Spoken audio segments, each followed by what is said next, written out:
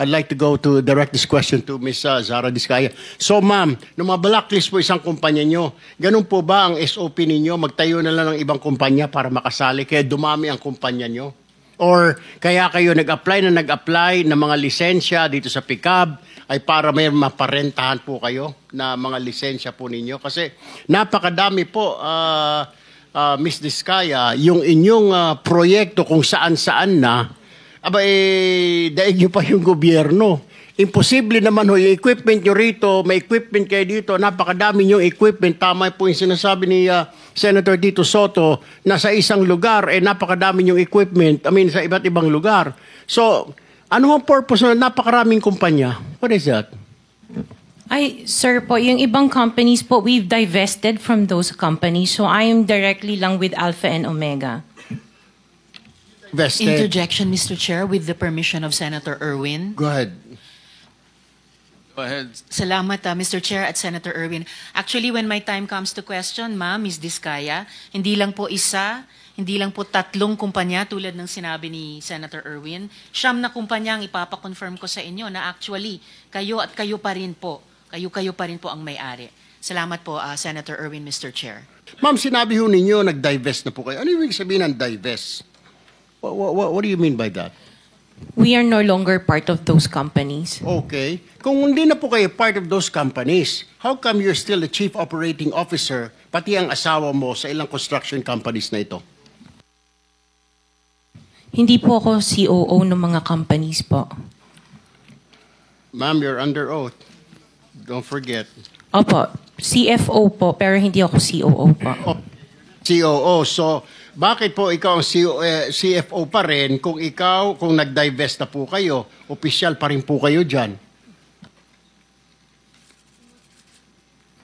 Sorry, tumutulong lang po ako dun sa mga ibang companies po. So you haven't, with the permission, you haven't completely divested all your interest in that Before we company. continue, let me acknowledge the presence of Senator Rapi Tulfo. Thank you. Answer. Yes, so you didn't divest totally.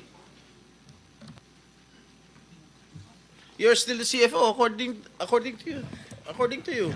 Opo, pero hindi po ako nagmamanage po ng mga companies na yun. Wala na po ako. Wala po ako dun sa ano. Sorry. Naintindihan po niyo yung divestment.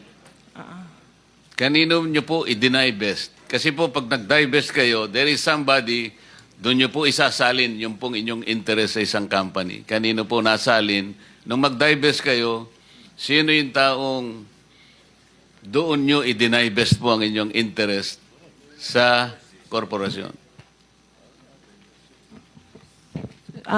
Katulad sa St. Timothy, kay Maria Roma ko binigay po yung aking Sino siya? shares. Kamag-anak mo? She's the niece of my husband. Kamag-anak mo pa rin. Kayo pa rin. Kayo pa rin yan. Madam Diskaya, Sarah. It is common knowledge that you own 9 companies, namely St. Gerard, St. Timothy, Alpha and Omega, Elite General Contractor and Development Corporation, St. Matthew, Great Pacific Builders, YPR General Contractor, Amethyst Horizon Builders, and Waymaker OPC. Am I correct? Yes po. Hanggang ngayon, up to now, you own these 9 construction companies? Yes po. All right. You mentioned it to us right now.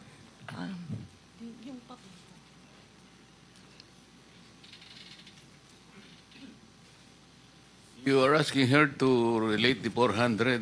No. Parang mahirap naman yata. Hindi. In 2022, I bidded for 491 projects. This is just for the flood control, Your Honor. How many projects? For 491. 491? 491. I joined the bidding. Po. Oh. This is in 2022. I only got 71 projects from the 491 na sinalinan ko po. 71 only. How many companies?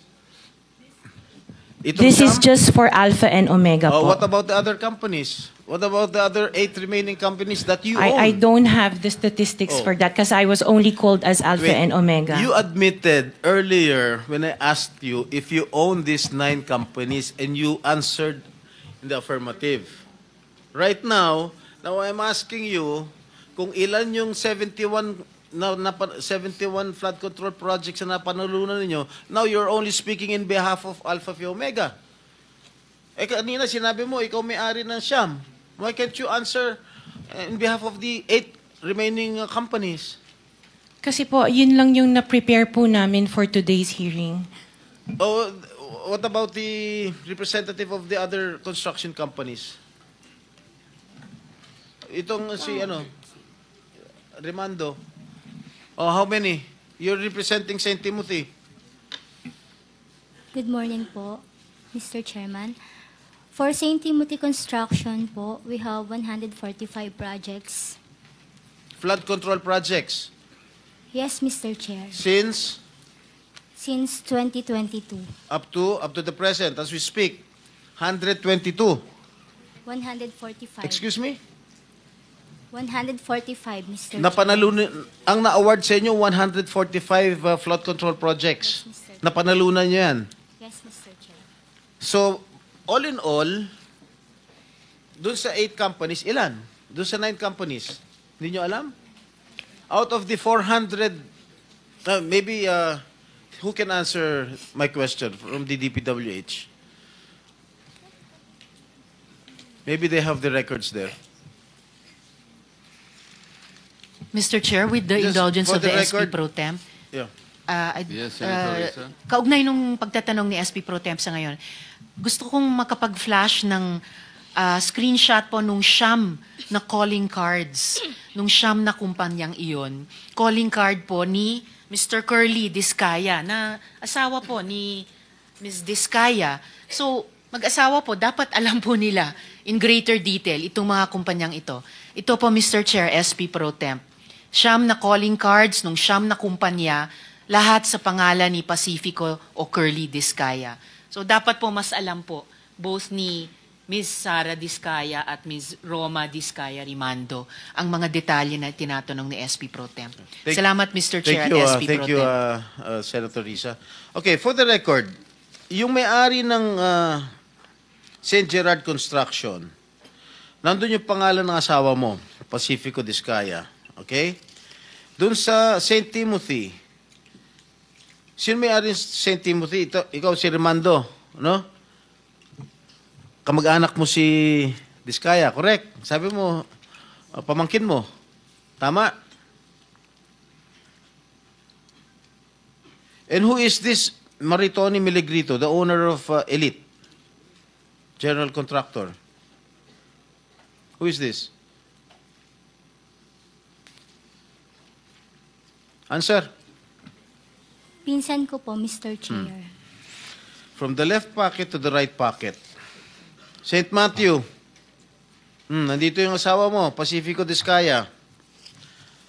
Great Pacific. Oh, ikaw, nandyan ang pangalan mo, oh. Si Sara Rowena Discaya. Kaya hindi mo mapapagkaila, eh. YPR General Contractor. Nandito rin ang pangalan mo. Miss Sara, alam mo, huwag ka magsisinungaling, ha? Amethyst Horizon. Sino si Amethyst Horizon? Sino si John Brian Eugenio? Who is he? Sagutin mo, Miss Rimando. I didn't know, Mr. Chair. Madam Sara. He's one of our employees. Oh, dami. Waymaker. Sino si Gerald William Discaya? He's my eldest son. Okay. Alpha Phi Omega, yan, asawa mo. So, you confirm, lahat ng Siyam na yan, ikaw ang may-ari. Tama? Part owner po.